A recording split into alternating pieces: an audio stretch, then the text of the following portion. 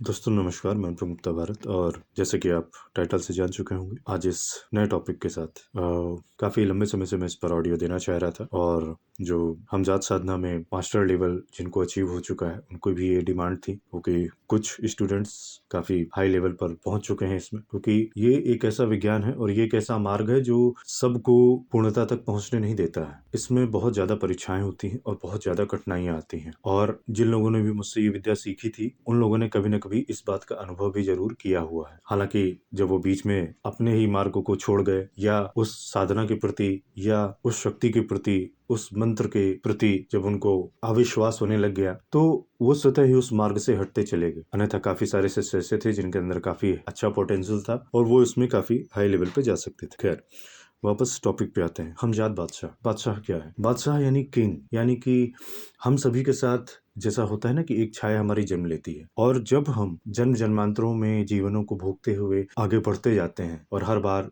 हम जन्म लेते हैं, हमारी छाया जन्म लेती है, तो जैसे जैसे हमारी जो एक बॉडी है, हमारी आत्मा है, एस्ट्रल बॉडी है, वो अपग्रेड होती जाती है। हर जीवन में जो हम साधनाएं संपन्न करते जाते हैं, सिद्धियां प्राप्त करते जाते हैं, एक जीवन से दूसरे जीवन, आगे के जीवनों में वो साधनाएं शक्तियां जाती जाती हैं। वैसे ही हमारी जो छाया है वो भी अपग्रेड होती चली जाती है, भले हम छाया विज्ञान में उतरे या ना उतरे। फिर एक लास्ट सिचुएशन आती है जब हमारा आखिरी जीवन होता है। इस चीज को ध्यान दीजिएगा कि जब हमारी आत्मा का आखिरी जीवन होता है, तब हमारी आत्मा और वो सारी शक्तियां और वो सारी चीजें उस परम शून्य में विलीन हो जाती है। ठीक, पर हमारी जो छाया है वो परम शून्य में नहीं विलीन होती। वो छाया अपने छाया के संसार में जाती है, ठीक, और वो एक हमजात बादशाह का स्वरूप ले लेती है। ये बहुत ही एक अलग जानकारी है, बहुत ही नई जानकारी है, और लोग ये चीज़ सिखाते नहीं हैं ना, ये लोग बताते हैं और सिखाता। और जब इसकी बात आती है सिखाने की, तो सिखा भी तभी सकते हैं जब उन्हें ये चीज़ आती हो।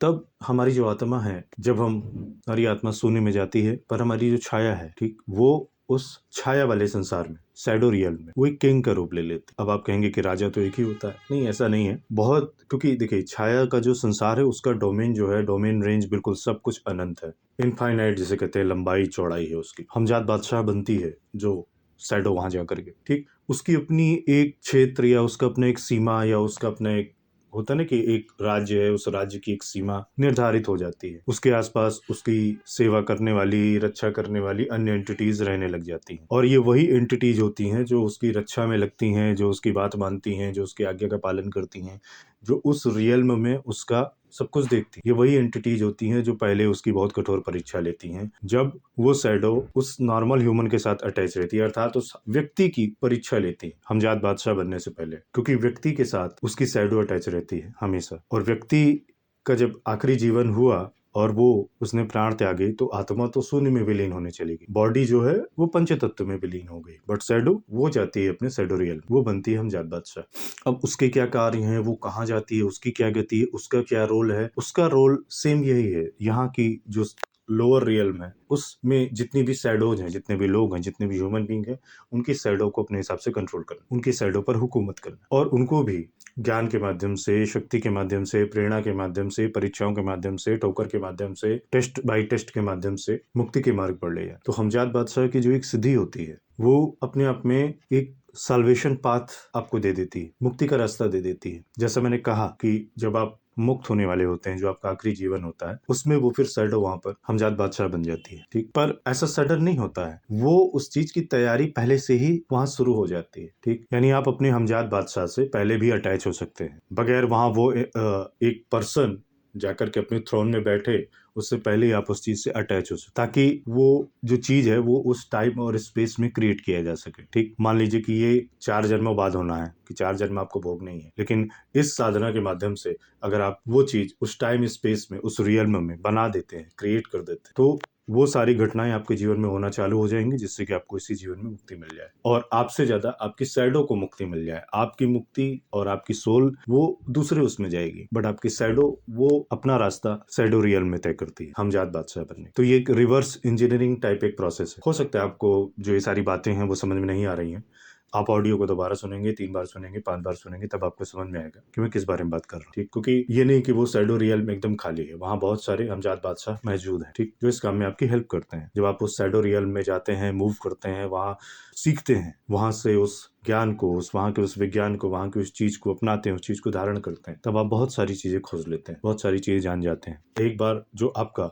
होने वाला हमजाद बादशाह है, एक बार आप उस चीज़ को, उससे वहाँ लिंक हो जाते हैं, वो एनर्जी अगर आप वहाँ पहले से ही क्रिएट कर देते हैं, तो आप एक साथ इस पृथ्वी पर भी आपका जो एक मूवमेंट होता है और जो सैडो रियल में मूवमेंट होता है, पैरेलली आप वहाँ भी चलते हैं और आपकी शक्ति दोगुनी हो जाती है। यानी आपकी हर चीज़ एक डबल उसमें आ जाएगी फॉर्मेट, ठीक? जैसे होता है ना कि किसी चीज़ को पहले, या अगर इसको और आसानी से समझना हो, लॉ ऑफ अट्रैक्शन में, कि हमको यही सिखाते हैं ना लॉ ऑफ अट्रैक्शन में, कि आपको अगर इतने रुपए चाहिए तो आप इसको लिखें कि हाँ, मुझे ये रुपए मिल गए हैं और मैं बहुत क्या कहते हैं, आनंदित हूँ, खुश हूँ, ग्रेटिट्यूड की भावना मेरे अंदर आ रही है कि हाँ, इतने पैसे मेरे पास आ गए हैं, है ना? तो आप पहले उस चीज को अपने पास क्रिएट कर रहे हैं, उस खुशी को क्रिएट कर रहे हैं कि इतने लाख रुपए मेरे पास आ गए हैं, अब मुझे ये करना है, ये चीज करनी है, इसका ऋण यहाँ चुका देना है, उसको ऐसे दे देना है, अब मुझे इस शहर से दूसरी ओर चले जाना है। यानी आप ये इस चीज़ की आप एक प्रैक्टिस में ला रहे होते हैं, ग्रेटिट्यूड पे कर रहे होते हैं कि अगर, है ना, इतना पैसा हो जाएगा तो ये काम मैं सबसे पहले निपटाऊंगा। बट आप उसी चीज़ को लॉ ऑफ अट्रैक्शन में प्रैक्टिस कर रहे होते हैं पहले, और फिर लगातार उसकी प्रैक्टिस से और उसकी पॉजिटिविटी को जब आप मेंटेन रखते हैं, तो फिर एक क्षण वो भी आता है कि आप उतना धन या वो चीज़ या वो खास व्यक्ति या वो खास स्थान या वो खास जगह या वो खास प्रॉपर्टी या वो खास बिजनेस या वो खास नौकरी आप मैनिफेस्ट कर लेते हैं, ठीक? तो लॉ ऑफ अट्रैक्शन का जो एक प्रोसेस है, ठीक, वो एक सेपरेट चीज़ है, लेकिन मैं उस सैडो रियल में जो हो रहा है, ये फार मोर डीपर है, फार मोर साइंटिफिक है, और फार मोर मतलब एनर्जी वाइज, मेंटल वाइज, और एक मेंटल जो प्रोसेस होता है और जो एक थॉट प्रोसेस होती है, जो एक एनर्जी की जो एक मर्जिंग होती है, जो एक एनर्जी आपके साथ लिंक होती है उस चीज़ की, वो लॉ ऑफ अट्रैक्शन से कई हज़ार गुना ज़्यादा बहुत बहुत हायर लेवल की चीज़ हो जाती है आपके साथ। जब आप हमजाद बादशाह के साथ जुड़ने लगते हैं, जब आप वहाँ मौजूद किसी अन्य हमजाद बादशाह के साथ अपनी लिंकिंग करते हैं, अपनी ऊर्जा को जोड़ लेते हैं, और वो और आप मिल करके अपना एक नया हमजाद बादशाह क्रिएट करने लग जाते हैं, ठीक? ये बहुत बहुत एक पावरफुल एक प्रोसेस होता है, ठीक? यानी अपना ही एक shadow double, body double create कर देना, ठीक? अब इसके लाभ भी जान लेते हैं। जैसे कि आपका भाग्य है, सौभाग्य, देखिए, आपकी चाहे जो भी जन्म कुंडली हो, ग्रह हो, नक्षत्र हो, कुछ भी हो, कोई ना कोई 1-2 प्लैनेट हैं जो आपको जीवन में बचा रहे हैं, आपको रोटी ला रहे हैं, आपको पानी ला रहे हैं, आपको 2-4 पैसे ला रहे हैं, जिससे आपका जीवन चल रहा है, ठीक? ठीक है।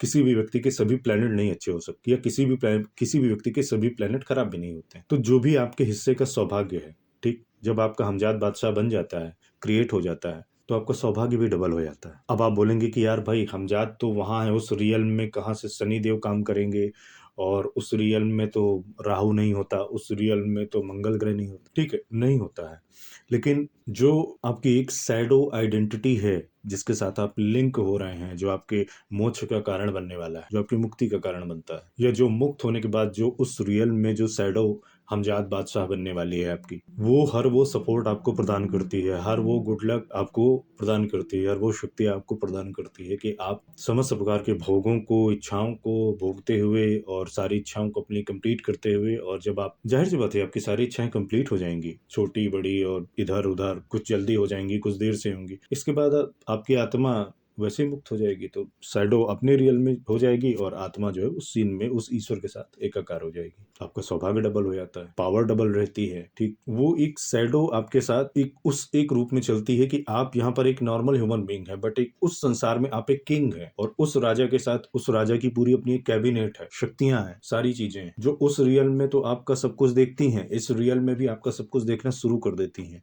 बट प्रॉब्लम उस जगह आती है, क्योंकि वो जो भी एंटिटीज हैं वो बहुत बहुत ही ज़्यादा हॉरिफाइंग है। मैंने कुछ एआई इमेजेस डाली हुई हैं, ठीक है, कि वो एंटिटीज बहुत हॉरिफाइंग है, बट वो आपके लिए कोई हॉरिफाइंग सिचुएशन नहीं क्रिएट करेंगी। मेरी बात को ध्यान से सुनिए, वो दिखने में हॉरिफाइंग है, बोलने में हॉरिफाइंग है, उनका प्रेजेंटेशन बहुत ज्यादा हॉरिफाइंग है, रूह कपा देने वाला, लेकिन वो आपका अहित नहीं करेंगी, क्योंकि आप उनके बादशाह हैं, आप उनके राजा हैं। तो आप चाहे उस शैडो रियल में हो या आप इस रियल में हैं, उनकी नज़रों में आप उनके किंग ही हैं, लेकिन उनका जो प्रेजेंटेशन है, उनका जो स्वरूप है, वो इतना ज़्यादा भयावह है कि नॉर्मली जो साधक हैं, जो मास्टर लेवल शैडोमैंसर भी हैं, हमजात साधना में बहुत अच्छे लेवल पर भी हैं, कुछ शिष्य हैं जो पहुँचे हैं उस दर्जे में, वो भी इस चीज़ को बताते हैं कि बहुत ज़्यादा हॉरिफाइंग चीज़ें हो जाती हैं। सडन में कुछ हॉरिफाइंग शैडोज़ अचानक उनके साधना कक्ष में या उनके ड्रीम में या उनके रूम में या कभी उनके मेंटल विज़न में प्रकट होती हैं, तो वो बहुत हॉरिफ़ाई हो जाते हैं। लेकिन फिर भी उनके अंदर वो सँभालने की क्षमता है, वो उनको हॉरिफ़ाई करने नहीं आई है। वो जैसे कि अगर एक नॉर्मल इंसान ही है, दिखने में बहुत ही मतलब भद्दा है, बदसूरत सा है, ठीक है? आप रास्ते में जा रहे हैं और अचानक से वो आ गया, ठीक? और आप एकदम से अजीब-सा आपका वो हो जाए मन, डर जाएँ, घबरा जाएँ या आपको लगे कि यार पता नहीं किसको देख लिया मैंने, कैसा अजीब-सा चेहरा था। तो इसमें उस आदमी की क्या गलती? ना वो आपको अपने लुक्स से कुछ आपसे छीनने आया था, ना आपको भयभीत करने आया था, ना आपको कुछ इरिटेट करने आया था। वो तो उसका स्वरूप ही है उस तरीके का। वो तो आप ही है कि आपको ऐसे स्वरूप देखने की आदत नहीं है, बट वो व्यक्ति इतना अजीब-सा दिख रहा था, अजीब से दाँत थे, अजीब से होंठ थे, अजीब-सा एक होता है ना कि कुछ लोगों के फेस में स्कार होता है, हाथों में कुछ ऐसा होता है कि एकदम से कुछ हॉरिफाइंग से लगते हैं वो लोग। आँखें अजीब-सी होती हैं कुछ लोगों की, भौहें अजीब-सी होती हैं। तो वो उसकी गलती नहीं है, वो उसका स्वरूप ही है। लेकिन आपका ये अपना एक स्वभाव है, आपके अंदर की वो एक कैपेसिटी है कि आप उस एक सिचुएशन को देख कर के कितना नॉर्मलाइज़ अपने आप को रख पाते हैं, ठीक? क्योंकि सामने वाला खूबसूरत भी हो सकता है और सामने वाला बहुत हॉरिफाइंग भी हो सकता है। तो वो जो एंटिटीज़ हैं, वो हॉरिफाइंग बहुत ज़्यादा हैं, बट वो आपके लिए हॉरिफाइंग नहीं है, ना ही वो आपको हॉरर में डालने आई, ना फ़ियर में डालने आई हैं, ना आपको स्ट्रेस में डालने आई हैं, बट वो दिखती इस तरीके की हैं, ठीक? ये। दूसरा, जो भी आपका शत्रु है, ज़ाहिर-सी बात है कि शत्रु आपको जीने नहीं देगा, शत्रु आपको कुछ करने नहीं देगा, शत्रु आपको शांति से मुक्ति नहीं प्राप्त करने देगा, शत्रु आपकी इच्छाएँ नहीं पूरी करने देगा। तो ये जो आपकी टीम रहती है, जो आपको अपने आप मिल जाती है शैडो रियल्म से, तो सोचिए जो आपके लिए जो एंटिटीज़ इतनी हॉरिफाइंग है, लेकिन वो आपको कुछ गलत नहीं करना चाह रही, तो सोचिए शत्रु के लिए वो कितने हॉरिफाइंग मोड में जाएँगी, क्योंकि उन्हें उस शत्रु का नाश करना है। क्योंकि अगर आपकी कोई भी इच्छा अधूरी रह गई, कोई भी बात अधूरी रह गई, आप किसी मिशन को मतलब कोई भी एक छोटी-छोटी बात अगर आपकी अधूरी रह गई, तो आपकी मुक्ति नहीं होगी। आपकी मुक्ति नहीं होगी तो आप कभी उस अपने थ्रोन तक वापस नहीं पहुँचेंगे। मतलब आपकी जो शैडो है, शैडो अपने थ्रोन तक नहीं पहुँचेगी और जो आपकी सोल है, वो उस विधाता तक नहीं पहुँचेगी। ठीक? तो फिर चाहे ये 3D मैट्रिक्स में हो, यहाँ का जितना भी एक अपोज़िशन होता है, चाहे आपका शत्रु रूपी अपोज़िशन हो, चाहे आपके नवग्रह 27 नक्षत्रों वाला पोजीशन हो, वो हर एक चीज़ को जितना ज़्यादा एलिमिनेट करने की कोशिश करते हैं, वो एक चीज़ कर ठीक। जितनी भी छोटी-मोटी इच्छाएँ, जो इच्छाएँ जल्दी मतलब हो सकती हैं कंप्लीट, वो जल्दी से पूरी करते हैं। जो जिनमें टाइम लग सकता है उसको आपके, चूँकि आपके पास एक बॉडी डबल, एक शैडो डबल आपकी चीज़ हो जाती है, तो आपका सौभाग्य भी डबल हो जाता है उसके साथ। तो लक आपका डबल पावर के साथ काम करने लग जाता है, ठीक? यानी जो लक आपको सपोर्ट देता है कि ये काम 1 महीने के अंदर-अंदर हो जाता है या ये काम 15 दिन के अंदर-अंदर हो जाता है। वो जो डबल हो चुका लक है, वो आपका काम 3 दिन में करा देगा। जो 1 महीने होने वाला था, जो 6 महीने में होने वाला था, जो 1 साल में होने वाला था, वो 1 महीने के अंदर हो जाएगा। क्यों? क्योंकि आपका जो लक है, वो डबल हो कर दिया गया उन लोगों ने, ठीक? वहाँ नहीं होते शनि, राहु, केतु, लेकिन यहाँ जो आपकी एक चीज़ है, उसको वो लोग एम्प्लीफाई कर देते हैं। क्योंकि उस रियल में जो आपकी एक शैडो है, वो वहाँ किंग है और वो अपने राजा को निराश नहीं करेंगे। अगर फिजिकल बॉडी आपकी यहाँ है, शैडो भी आपकी यहाँ है, बट आपका जो एक शैडो का जो एक बादशाह है, शैडो बादशाह है, हमजात बादशाह है, उसको ना वहाँ कोई उसकी सेवा में कुछ आएगी और जो शैडो आपकी शैडो से लिंक है, जो यहाँ एक जीवन भोग रही है, उसकी भी चीज़ों में वो देरी नहीं कराएँगे, ठीक? क्योंकि उस रियल में शैडो जाकर के मुक्त हो रही है और इस रियल में आप सब कुछ भोगते हुए उस विधाता के साथ एकाकार हो रहे हैं या अपने इष्ट के साथ। आपके इष्ट हनुमान जी हो सकते हैं, आपके इष्ट महादेव हो सकते हैं, आपके इष्ट माता हो सकती हैं, जगदम्बा हो सकती हैं, आपके इष्ट कोई भी हो सकते हैं, जिनको भी आप मानते हैं। जिस भी धर्म से आप, उस इष्ट के साथ आप एकाकार होते हैं और आपकी जो शैडो है, वो उस रियल्म के साथ एकाकार, और ये बहुत ही साइंटिफिक प्रोसेस है। लेकिन इसमें बहुत ज़्यादा टेस्टिंग हो जाती है, बहुत ज़्यादा अपने आप को सँभालना पड़ता है, बहुत ज़्यादा जो चीज़ें होती हैं, क्योंकि काफ़ी बार ऐसा होता है ना कि जहाँ आपको 1 लाख रुपए का फ़ायदा होने वाला हो, फिर आपको 5 लाख रुपए का फ़ायदा होता है। आपको धन सँभालना आना चाहिए, आपको अपना ही गुड लक सँभालना आना चाहिए। आपकी जो पावर है वो इंक्रीज़्ड रहती है हमेशा।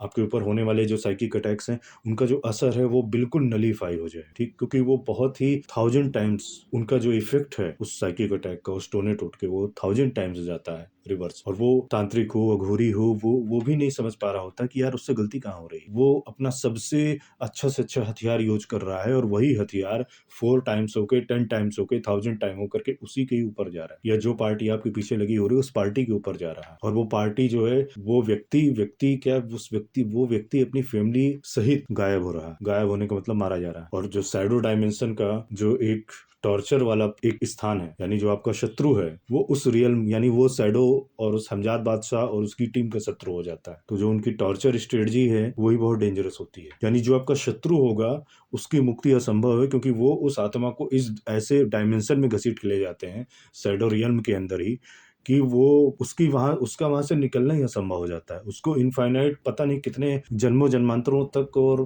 कितना उसको टॉर्चर मिलता है। तो आपका शत्रु भी आपको छोड़ देगा, अगर बुद्धिमान है तो आपको छोड़ देगा, या बुद्धिमान है तो समझौता कर ले। आपका शत्रु आपके हाल में आपको छोड़ने लग जाएगा, आपका लक डबल हो जाएगा, आपकी चीजें बहुत फास्ट पेस, आपकी स्पिरिचुअल ग्रोथ हो, फिजिकल ग्रोथ हो, बहुत तेज होगी। बीमारियां आपकी खुद में खुद बहुत ज्यादा तेजी से समाप्त की जाएंगी। बहुत सारी चीजें ऐसी हैं जिसको बहुत कुछ सुपर नेचुरल होने लग जाएगा आपके साथ। हाँ, बस इसी एक लेवल पर आकर सावधानी रखनी पड़ती है कि आपके पास धन अच्छा आने लग गया तो आपके पास अहंकार आ गया, या आपके पास कुछ शक्ति सिद्धि आ गई तो आपने खुद को ईश्वर घोषित कर दिया, अवतार घोषित कर दिया, या फिर आपको एक अलग सा अहंकार आ गया। यहाँ पर आपको बचना हो। लेकिन अगर आप खुद के अहंकार को संभाल ले गए, खुद की ग्राउंड को आपने नहीं खोया, तो आप अपना भी आपको लाभ मिल जाता है और आपकी फैमिली को भी इस चीज़ का बहुत ज़्यादा लाभ मिलता है। और अगर आपकी कोई फैमिली नहीं है, आप अपने साथ ही अगर आप आनंदित हैं, खुश हैं, तो भी आपको लाभ मिलता है। ठीक, ये एक बहुत ही एक सेपरेट प्रोसेस है, ये एक बहुत ही एक सेपरेट रिचुअल है। ठीक, अब मैं एक और टर्म यहाँ पर बताने जा रहा हूँ जिसका कहीं कोई जिक्र नहीं, इस धरती लोक की किसी भी किताब में और किसी भी यूट्यूब वीडियो में जिक्र नहीं है। हाँ, मेरे बताने के बाद जरूर लोग लाखों वीडियो बना देंगे उस पर, या वो अपनी जो क्या कहते हैं बुक्स लिखेंगे तब उसे मेंशन कर दें। जैसे कि एस्ट्रल प्रोजेक्शन होता है, आपने बहुत सुना है, खूब आपने रिचुअल भी किया है, चैंट भी किया है। हर मास्टर अपने जितने भी शिष्य है सबको जो है सबको सिखा रखा है एस्ट्रल प्रोजेक्शन। ठीक, लेकिन मतलब जो रिजल्ट है वो आप भी जानते हैं कि आप कितना अच्छा एस्ट्रल प्रोजेक्ट हो जाए। ठीक, हमजाद बादशाह साधना में जो सबसे खास चीज है, आपके astral body, soul, physical body, वो बिल्कुल अलग चीज है। मैं वहां में आपके पास एक पावर आ जाती है शैडो प्रोजेक्शन की। हाँ, शैडो प्रोजेक्ट कर देना। आपकी एस्ट्रल बॉडी, आत्मा और शरीर सब बिल्कुल अलग हैं, वो इसको बिल्कुल मिक्स मत कीजिएगा। अगर आप मिक्स करते हैं इन चीजों को तो ये आपकी जो है गलती है। ठीक, मैं इस विषय पर कोई भी इंटरटेन नहीं आपको करने वाला कि आप इधर का क्वेश्चन उधर पूछेंगे। ठीक, तो मैं बिल्कुल बता दे रहा हूँ, ये एस्ट्रल प्रोजेक्शन और सोल प्रोजेक्शन, मेंटल प्रोजेक्शन, ये बिल्कुल बिल्कुल सेपरेट चीजें। मैं बिल्कुल शैडो वाली बात कर रहा हूँ, यहाँ मैं हमजाद की बात कर रहा हूँ। शैडो प्रोजेक्शन, शैडो प्रोजेक्ट करके आप शैडो रियल्म में जाएं, शैडो रियल्म से यहाँ आए, आप चाहें तो हमजाद के बॉडी के साथ आप एकाकार हो जाएं, शैडो प्रोजेक्ट करके मर्ज करके फिर वापस आ जाइए, क्योंकि वहाँ टाइम अलग तरीके से चलता है, यहाँ टाइम अलग तरीके से चलता है। ठीक, लेकिन वही है, टाइम जब आप बहुत एक हायर उसमें जाएंगे लेवल में, आध्यात्मिक स्तर में, तब आपको पता चलेगा कि टाइम लीनियर नहीं होता, टाइम लीनियर नहीं होता, बस इतना जान लीजिए। यही जो मैंने ऑडियो आपको समझा डाला, बता डाला, इसी में ही आपको 8-10 बार जब सुनना होगा तब आपको कुछ समझ में आएगा, अन्यथा उल्टे सीधे सवाल।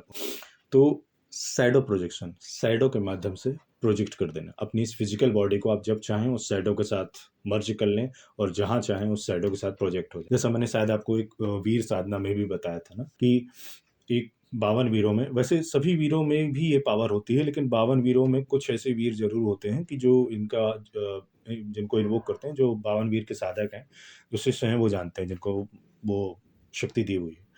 डेंजरस वो भी है, लेकिन फिर भी जिनको जब जाना होता है कहीं किसी चीज़ की जानकारी करने, किसी एक प्लेस से दूसरे प्लेस से, इस प्लेनेट से दूसरे लोकांतर में, तो वो इन्वोक करते हैं और वो उसके ऊपर बैठ करके, ठीक, और उस रियल में उस जगह पर या उस लोकेशन पर या हिमालय में उनको जाना है किसी जगह, या कहीं अमेरिका के किसी खुफिया वीरान जंगल वाली किसी जगह में जाना है, या यूरोप के किसी जंगल में जाना है, वहाँ कोई उन्हें साधना करनी है, कुछ करना है, तो वो उसकी बॉडी को माध्यम बना करके वहाँ पर सशरीर प्रोजेक्ट कर जाते हैं। तो ये हो गया एक देवता की मदद लेना, हमने एक वीर की मदद लिया इस काम के लिए। एक होता है अपनी ही शैडो के साथ प्रोजेक्ट करना, अपनी ही शैडो को एक्टिवेट करना, उसको अपने फॉर्मेट में लाना, उसके साथ मर्ज करना और उसके साथ शैडो के साथ प्रोजेक्ट कर जाना। और शैडो प्रोजेक्शन कभी भी किया जा सकता है, कभी भी किया जा सकता है, दिन में, रात में, 24 घंटे कभी भी किया जा सकता है। और एस्ट्रल प्रोजेक्शन आपने प्रैक्टिस भी की होगी, मैंने भी कई लोगों को सिखाया है, वो लोग सफल भी रहे, ठीक है। बट शैडो प्रोजेक्शन किसी ने नहीं सिखाया होगा, ना कोई सिखा सकता है। ठीक, बोल रहा है कि शैडो प्रोजेक्शन लोग जानते नहीं है,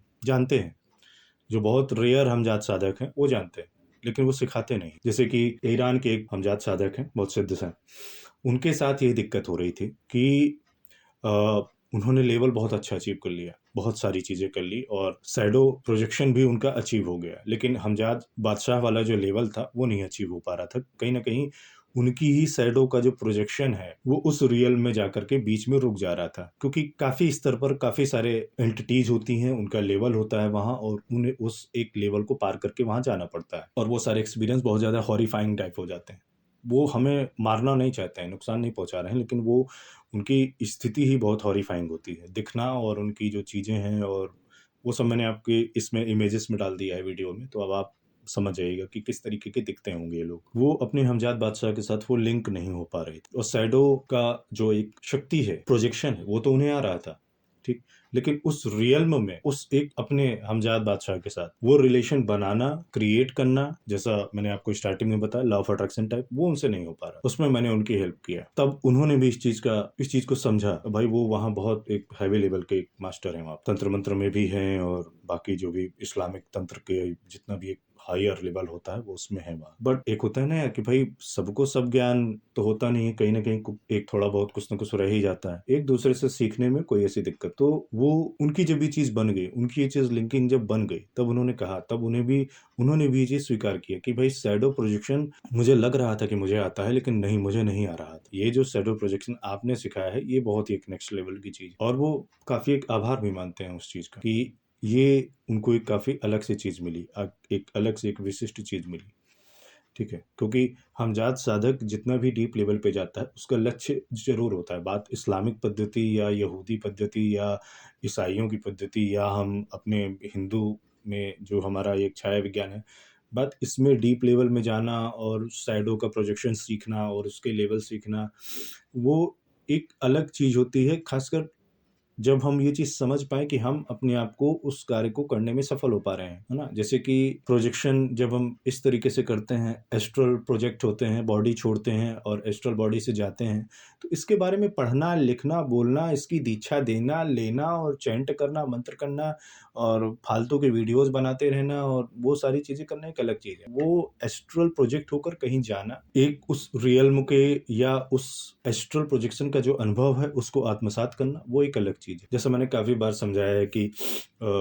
रसगुल्ले के बारे में सोचना और चर्चा करना और रसगुल्ले पर 50, 100, 1000 मंत्र लिख डालना, बुक लिख डालना अलग चीज़, बट उसको खा करके उसका अनुभव लेना वो एक अलग चीज़ हो जाती है। शैडो प्रोजेक्शन की जो पावर है वो इस एक चीज़ के साथ, ये हमजाद बादशाह की जो एक साधना है, इसके साथ ही एक्टिवेट होती है। क्योंकि मास्टर लेवल शैडोमेंसी में भी कोई आवश्यक नहीं है कि आप शैडो प्रोजेक्शन सीख जाएं। हाँ, उस एक लेवल पर जाकर के भी, मास्टर लेवल की शैडोमेंसी होने के बावजूद भी और उसका एक अनुभव होने के बावजूद भी शैडो प्रोजेक्शन की जो कैपेसिटी है वो फुली डेवलप नहीं हो पाती। और बहुत ही रेयर साधक होते हैं कि जो मास्टर लेवल शैडोमेंसी तक पहुंचते पहुंचते शैडो प्रोजेक्शन डेवलप कर लेते हैं, क्योंकि एस्ट्रल प्रोजेक्शन की जो पावर है वो तो उनके अंदर आ जाती है, पार्ट 1 में, पार्ट 2 वाले लेवल 1 में, लेवल 2। लेकिन शैडो के साथ प्रोजेक्ट करना, शैडो प्रोजेक्शन होना, ये बहुत ही एक रेयर चीज होती है, ये बहुत ही एक रेयर सिद्धि होती है, शैडो के साथ प्रोजेक्ट कर जाना। इसी एक चीज का जो लाभ है वो भी मैंने अपने जीवन में काफी लिया। जैसे काफी सारे साधक हैं या काफी सारे शिष्य हैं, और जब वो किसी मुसीबत में होते हैं और वो मेरा नाम इन्वोक करते हैं तो उनको कुछ फीलिंग होती है। अगर वो रूम में है तो उन्हें रूम में भी कुछ फील होता है कि मैं उनके आसपास हूँ। और काफ़ी बार अगर लेट नाइट है या किसी सुनसान जगह है, किसी मुश्किल वाली जगह में है और वो तब मेरा नाम इन्वोक करते हैं, कुछ करते हैं, तो भी उन्हें मेरी प्रेजेंस फील होती है, शैडो के ही जैसे। और फिर वो मेरी ही शैडो को देख करके डर जाते हैं कि अरे अब तो यार सचमुच प्रेत पीछे लग गया, अब तो सचमुच भूत है यहाँ पर इस जगह पे। फिर जब वो मुझे अपना अनुभव बताते हैं तब मैं ये चीज़ बताता हूँ कि भाई वो कोई प्रेत नहीं था यार, वो तुम्हारा इन्वोकेशन था, तुम इन्वोक कर रहे थे, तुम याद कर रहे थे, मेरी शैडो वहाँ पर प्रोजेक्ट हो गई। तो फिर उसने कहा कि भाई अगर आपकी शैडो आ सकती है तो फिर आप भी आ सकते हैं। तो मैंने कहा भाई वो डिपेंड करता है तुम्हारे हृदय में कितनी एक डेडिकेशन है, शक्ति है, या तुम्हारे अंदर जो एक मेरे प्रति विश्वास है, जो अटैचमेंट है वो कितना है कि मैं शैडो क्या, मैं शैडो एस्ट्रल बॉडी और फिजिकल बॉडी सबके साथ आ जाऊँ, प्रकट हो जाऊँ। वो कोई मुश्किल काम तो है नहीं, वो कोई मुश्किल काम नहीं है। लोगों को लगता है कि बहुत हैवी सिद्धि है, मतलब एक स्थान से दूसरे स्थान में मतलब जाना, प्रकट हो जाना, साधक के यहाँ प्रकट हो जाना, साधक के ड्रीम में प्रकट हो जाना, साधक के साधना के दौरान प्रकट हो जाना, सशरीर प्रकट हो जाना, उन्हें लगता है कि यार ये बहुत रेयर सिद्धि है। रेयर नहीं, बहुत ही मामूली सिद्धियों में गिनी जाती है। ये बहुत ही मामूली सिद्धि में गिना जाता है। लेकिन आपके अंदर वो एक चीज़ होनी चाहिए। अगर आप ऐसी बुद्धि रखते हैं या अगर आप उल्टी-सीधी बुद्धि लगाते हैं और फिर आप मुझे इन्वोक करते हैं, ठीक है? हृदय में कुछ और, दिल में कुछ और, दिमाग में कुछ और, बिज़नेस कुछ और, तो फिर असंभव ही है कि मैं आपके पास आऊँ, ठीक? हाँ, काफ़ी सारी सिचुएशन ऐसी होती है कि जब अगर एक स्थान से दूसरे स्थान जाना होता है, तब मैं अपनी शैडो को ही यूज़ करता हूँ और शैडो के साथ शैडो के ही लेवल में मैं प्रोजेक्ट हो जाता हूँ। चाहे वो शैडो वाला रियल्म हो, चाहे ये रियल्म हो। हाँ, अब आप अगर ये बोलने लग जाए कि नहीं इसका वीडियो बना के दिखाइए और हमारे सामने प्रोजेक्ट होके दिखाइए, मदारी वाला खेल मैं नहीं दिखा सकता। इसकी इजाज़त मुझे नहीं होती। मदारी का खेल कोई नहीं दिखा सकता। जो साधक जितने हाई लेवल का होगा, आप अगर उसको उतना भी विवश कर देंगे, वो कभी भी मदारी वाला खेल नहीं दिखाएगा। ना वीडियो में, ना रील में, ना इंस्टाग्राम में, ना किसी चीज़ में। वो नहीं दिखाएगा कि हवा में हाथ हिलाया और रुद्राक्ष दे दिया, हवा में हाथ हिलाया तो आपको बेलपत्र दे दिया। ये सब बहुत ही मामूली और दोयम दर्जे की ट्रिक होती हैं जो ये लोग यूज़ करते हैं। लेकिन जो एक हायर लेवल का साधक होता है, वो कभी भी इस तरीके की चीज़ें नहीं करता, क्योंकि इजाज़त नहीं होती है ऊपर की हायर अथॉरिटीज़ से, क्योंकि उसके ऊपर भी अथॉरिटीज़ होती। तो हमजात बादशाह की साधना के साथ आपको ये पावर आपकी स्वतः ही डेवलप हो जाती है। और अगर आपने न तो लेवल 1 सीखा है, ना एडवांस लेवल सीखा है, ना मास्टर लेवल सीखा है, फिर भी आपको सीधे-सीधे हमजात बादशाह साधना में आना है और ये सारे लाभ प्राप्त करने हैं। तो ये भी पॉसिबल है, लेकिन आपका पात्र होना ज़रूरी है और पात्र होने के साथ-साथ आपका जो एक फ़ीस है, चूँकि फ़ीस काफ़ी ज़्यादा होगी, क्योंकि अगर हमें बेसिक, एडवांस, मास्टर लेवल सब बायपास करके और सारी एनर्जी, सारा रिचुअल सब कुछ करना है और इस एक पावर को एक्टिवेट करना है कि पूरा खाना बना के, रेसिपी बना के और सारे 56 भोग बना के आपको थाली में लगाकर आपको दे देने हैं, तो उसकी फिर फ़ीस भी ज़्यादा होती है। अगर आपको लगता है कि आप इस पावर के लिए बने हुए हैं, आपको लगता है कि आपको कुछ एस्ट्रल प्रोजेक्शन के अतिरिक्त भी आपको शैडो प्रोजेक्शन भी आना चाहिए, अपनी शैडो का प्रोजेक्शन आना चाहिए, तो भी ये साधना आप ले सकते हैं। अगर आपको लगता है कि आपको 4 जन्म, 40 जन्म नहीं लेने हैं, आपको इसी जीवन में ही सभी इच्छाएँ, सभी शक्तियाँ, ज्ञान प्राप्त करके और मोक्ष को प्राप्त करना है, तो भी आप ये साधना ले सकते हैं, ठीक? क्योंकि शैडो रियल्म में मैंने आपको काफ़ी बार बताया कि शैडो रियल्म से जो एक एनर्जी आती है, जो एक पावर आती है, वो कई बार आपकी डेस्टिनी को भी डिक्टेट करने की क्षमता रखती है। और जब आप सामान्य स्तर पर होते हैं, तब आप कहीं से भी डेस्टिनी को नहीं डिक्टेट कर सकते हैं, प्रारब्ध को नहीं डिक्टेट कर सकते हैं। प्रारब्ध में लिखा है कि यहाँ इस दिन ऐसे ही तुम्हें जूते खाने हैं, तो आप खाते हैं। प्रारब्ध में लिखा है कि इस दिन यहाँ ऐसे इस जगह एक्सीडेंट होना है, यहाँ पैर टूटना है, फिर पैर में रॉड डाली जाएगी।